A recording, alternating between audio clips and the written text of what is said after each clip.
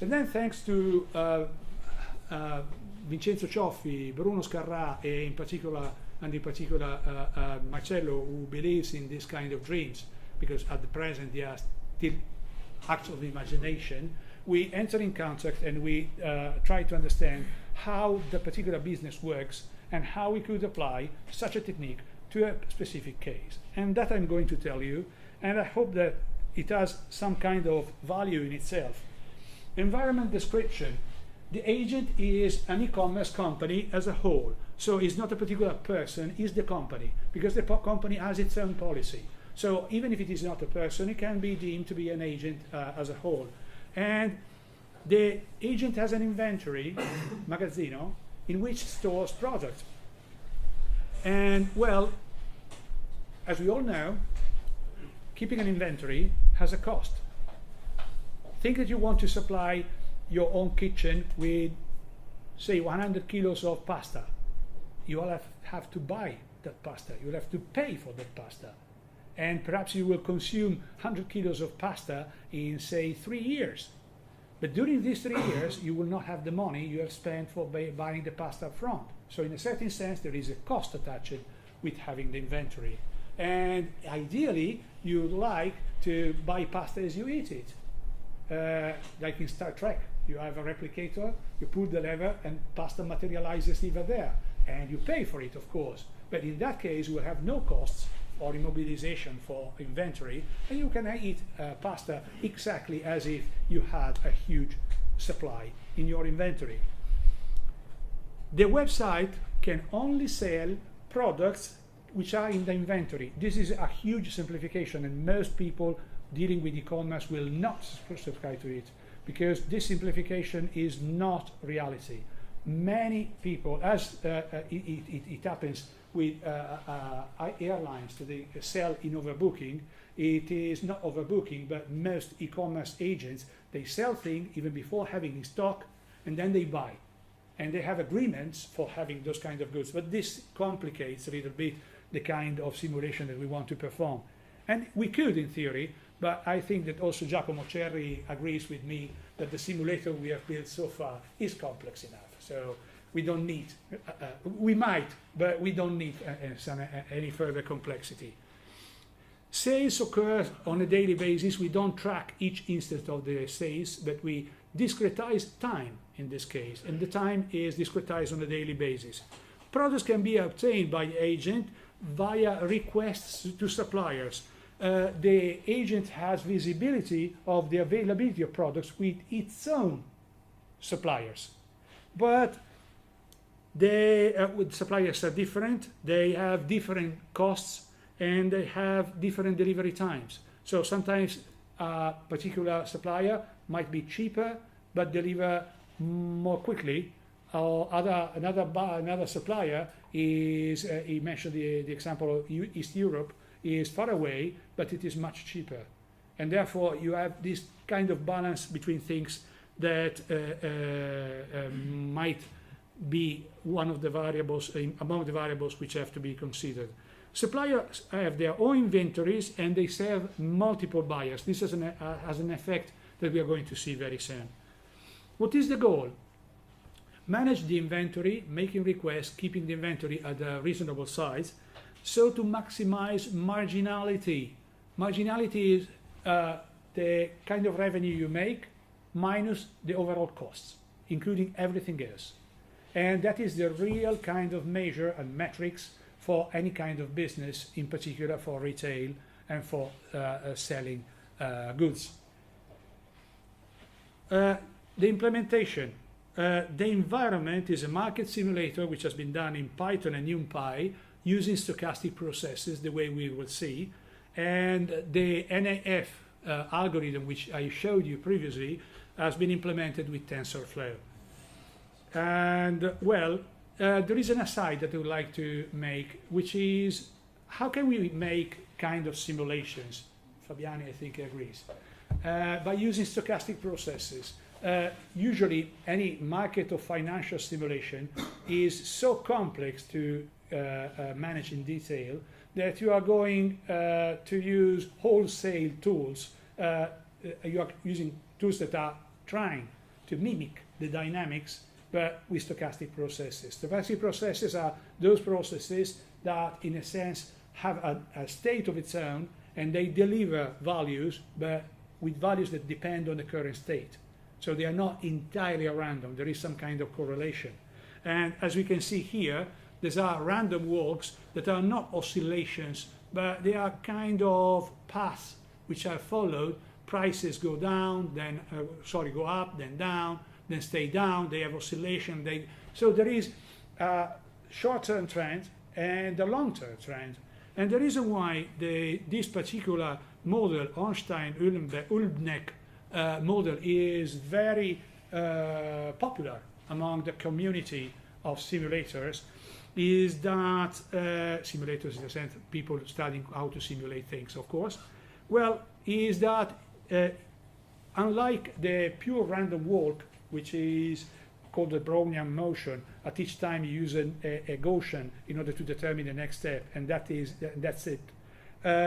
It is much more controllable and much better controllable. It has a number of properties, apart from being a random walk, so having short-term tendencies and long-term tendencies, but it is mean reverting. You see, suppose that the mean is 0.5. 0.5 is just a quantity, and this is this particular quantity that we want to consider as the mean. Well, the process has this kind of movements and trends, but overall it revolves around the mean. Of course, such a mean, if there is an inflation, if there is other phenomena, could be raising and could depend over time. But in this simulation, we didn't do that, and we stayed with this kind of process. It is fully controllable, and therefore it is something which is fairly interesting. What we did in our simulator is making suppliers, requests, and sales. The suppliers use the average market cost, and this average market cost is what is the average price, which is the price to pay for the agent in order to resupply its own inventory and to purchase goods, which has to be sold again in a retail process. And actually, in practice, the phenomenon is the reverse of what we used in the simulator. The agents, being the suppliers, are free to make their own prices, and then the average price is collected afterwards by just making the average of the prices on the market. In this case, we simulated a stochastic process with the average market cost, and then we said that a particular supplier has a delta which is random, which is a little bit below the price in order to say that that particular supplier is cheaper, or above the average market cost in order to say that that supplier on the average is more expensive. But still there will be fluctuations, and those fluctuations are driven by a Gaussian. Then we have this price, which is the one we've seen, and another random process, which is a stochastic process, once again of the same kind, with different parameters of course, is about the availability, because the supplies for a particular supplier are going to vary over time. They will not going to be constant, and therefore we'll have this kind of thing. Requests. As it happens for this simplification with the agent cannot request more products than the availability at the supplier. This is not the case in reality, because the supplier allows you normally to go past the actual availability. Only they say you'll have to wait, but for sure I will accept your order, only it will take time. But in this case, they do not accept, in the simulation, they do not accept anything past the availability. And there is also competing model. So suppose that I have 10 pieces of a particular product in stock, and you ask me for all 10. Actually, there are other buyers around in the market. I am not guaranteeing you that I will be giving all the 10 to you. And therefore, the stipulation with this simulation is that you ask for a particular amount, and depending to how close your amount is for the entire availability, you will have a higher or lower probability of getting your request satisfied in its entirety. It might be that you ask for 6 pieces and you are actually given 4, because the supplier has decided to give precedence to another buyer, which is not represented in the simulator. Then we have delivery times, and delivery times, as usual, are driven by a Poisson stochastic process, which is typical for queues, and which has a parameter which is lambda, which is the expected time of delivery. Sometimes it's much longer, sometimes could even be shorter. Sales, well, we didn't perform so many different politics for prices, which are indeed something which is fundamental for real e-commerce agents. What is the price that you are making? In this case, the price is a derivative in a sense. It is derived by the average cost that I have in my inventory. So once I have a cost, I want to make a 65% margin over that amount, and therefore the price is not determined by a policy by me, but it is determined by the kind of costs that I have in getting my stock of products in this particular in the particular inventory. And then there is the sales. This is about the sales. Selling price is given. The sales potential. This is something we defined within the discussion with Marcello, among the other things, of course. But how many pieces can you sell in a particular day? It is not an infinite quantity. So we model having a sales potential that is to say that the market has a finite potential for sales. And the higher is your price, the lower is the probability of matching that potential with your sales, regardless of your availability. So actually, there is going to be a sales potential, which is the market capacity, and then a true potential, which depends on the kind of prices that you are making. This is unreadable. This is a particular scenario. Let me just tell you, I'm sorry for this. We used just 2 products and 2 suppliers. And we modeled one supplier. The 2 products have different prices, so the margin is going to be different. And the 2 suppliers both sell both products.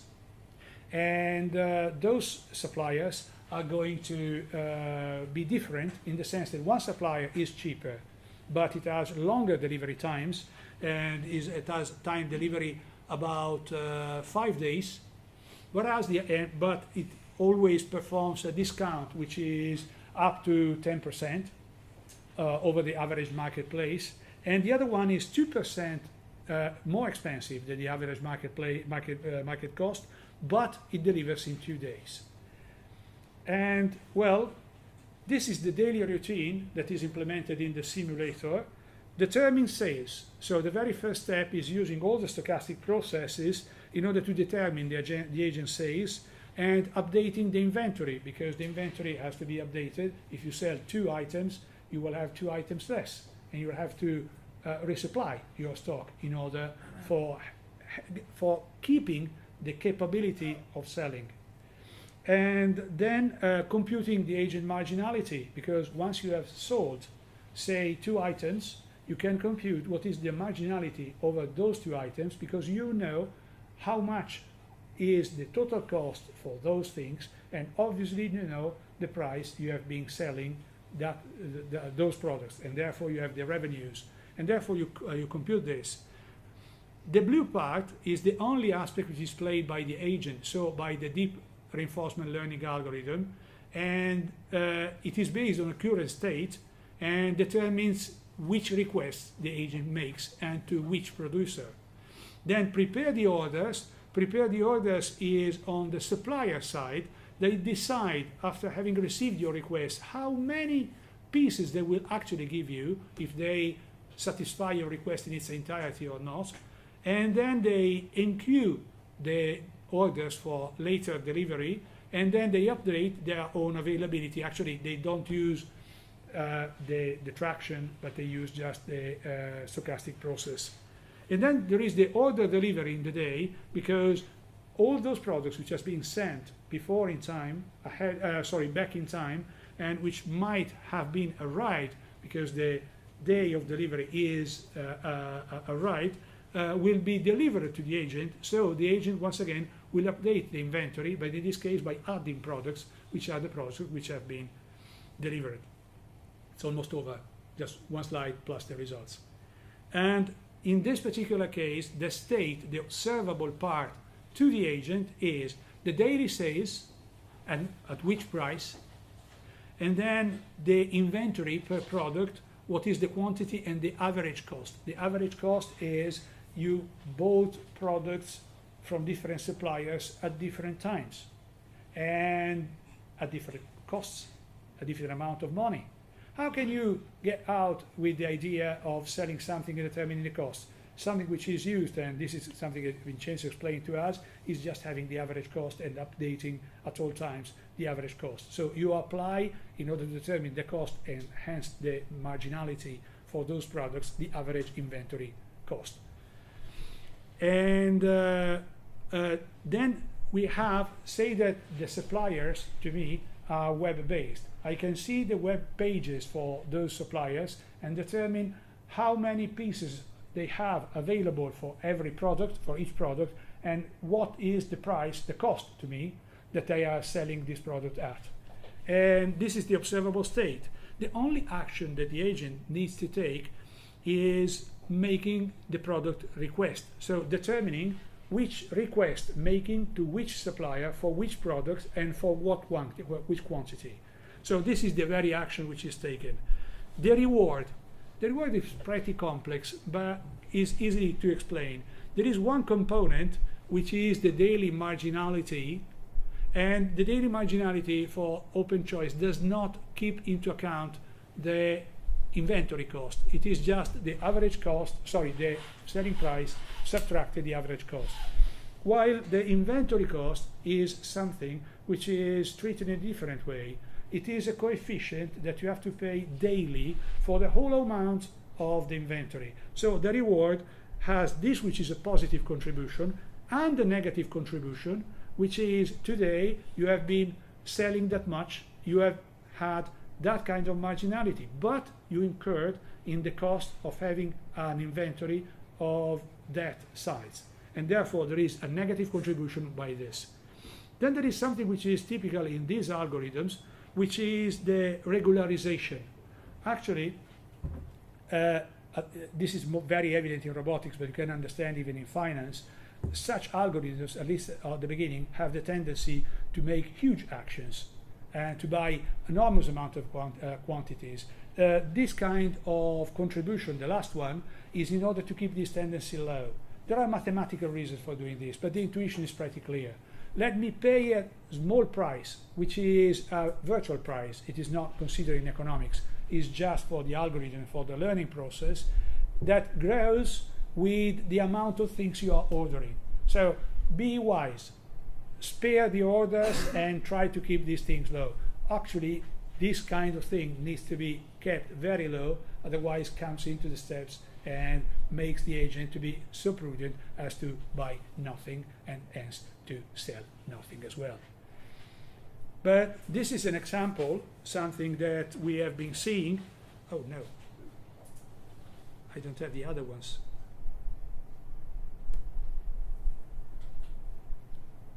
Okay, well, I think I've been eating up 3 slides. Sorry for that. I will be putting into the even today we had our slice of problems. Anyway, this is the reward, and the machine is let to play with the simulator for 1 entire year. So it works for 365 days, all working days. But on the web, the simulation is not so far from reality. Perhaps the agent is not putting requests at all times, or perhaps it is, because sometimes they work even during the weekend. But anyway, it works for just 1 year equivalent, and it scores this kind of total reward. At the beginning, when everything is random, it is scoring something, a marginality of little more than 20,000 euros, actually. It could be dollars, could be units, credits, if you like, per year. And after a little, there are discoveries. Things are stepwise. It is not at all times something that goes smoothly, but the algorithm learns little by little to perform an effective policy. And too bad that I have been eating up 3 slides, which were very interesting, unfortunately. You will find those on the website. They are telling you how things are changing over time with the agent. And in particular, you see that at the beginning, the behavior of the agent is totally uncorrelated with the sales and with the supplies. And little by little, the actions taken by the agent, guess what, are trying to level the inventory in order to keep it constant, to keep it follow the ongoing trend of sales and supplies. And at the end, in this point, it manages to perform actions that counterbalance the other effects, the changes in sales, the changes in price, and it tries to keep a reasonably constant kind of inventory supply in order for this to find out a balanced policy. And in terms of marginality, it pays off, because as you see, this kind of marginality is less than 1/2 the marginality which is achieved in the long run. So, in order to conclude what we have seen here, we have algorithms that have the capability to learn by doing, and the kind of example which has been applied to a real-world kind business case are telling us that there are chances of putting such algorithms at work with a reasonable amount of effort and to devise policies and strategies that are not necessarily so obvious and so evident, even with problems which are hard to optimize, because once again, the basic difficulty is optimizing a policy for which you don't have any data up front, and for which even data can come to little help. Let me tell you something. Suppose you have 10 years of database of sales of real data, not simulated ones. What could you do? I mean, if you had to learn a trend, you could use such data in order to learn the trend for the market. But those data are strongly correlated with the actions taken by the agent, namely the e-commerce agent, in the past, which you might know, but they are changing the outcome. So even if you have such an amount of data, the aspect which is fundamental is that that data is going to tell just one story. Exploratory and real as you want, but just one story. Is that story optimal, or better, even a better question, is that story sufficient to learn an optimal strategy? Hardly so. So, in a nutshell, and this is something which is something that is an aspect that is common to all the applications I have seen so far of this technology, the fundamental aspect for putting such technology at work is having good simulators. For robotics, for finance, for trading, for any kind of problems you might be interested in, the kind of lesson that at least I think we have learned so far with the episodes we have been following is build nice simulators, because those simulators are going to be fundamental in order to prove the effectiveness of these systems. Actually, moving from simulators to actual situations is going to be a big step. But still, in this particular sense, you will have something which is substantially interesting in order to at least perform the very approach to the real world. There is another aspect which I didn't cover in the slides, and I'd like just to mention in passing because we don't have time. There is an aspect about deep learning which is relevant to the kind of experience we have here, and which is of transfer learning. Whoever has to work with deep learning in the imaging field, Peppino, for instance, who is a very expert in this, could tell you that it is a common practice to have a deep network trained on a particular data set of images, the parameters, often called the model, taken away from them, and use the initial parameters for yet another process of training, and you train the network, the same network of course, otherwise the parameters won't match, on a completely different data set, and perhaps even for a completely different purpose. And what you will observe is that after having performed this initialization, with the learning which has been made on a particular site, on a particular data set, your learning process on another data set for another process might be substantially improved, and it could become very much faster and effective than starting from random parameters. And this is something that we didn't try it here for the lack of time, but even ourselves, in the other experience with robotics, we observe exactly the same behavior. If you collect the experience made by different agents with different storylines and you put them together, actually you merge, you might have substantial improvements. And there are two ways of merging. The models, well, for the model is just one model that passes from one agent to another. But there is another aspect which is very interesting, the mini buffer and the replay buffer. So you can incorporate the, it's just like if I said that me being a learning agent, I could incorporate not the brain and the connections by Marcello, but the experience he made, importing it and using it for my purposes.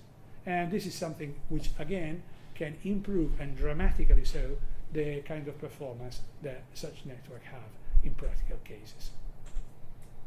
That is going to be it. Thank you for your attention. Any question, welcome.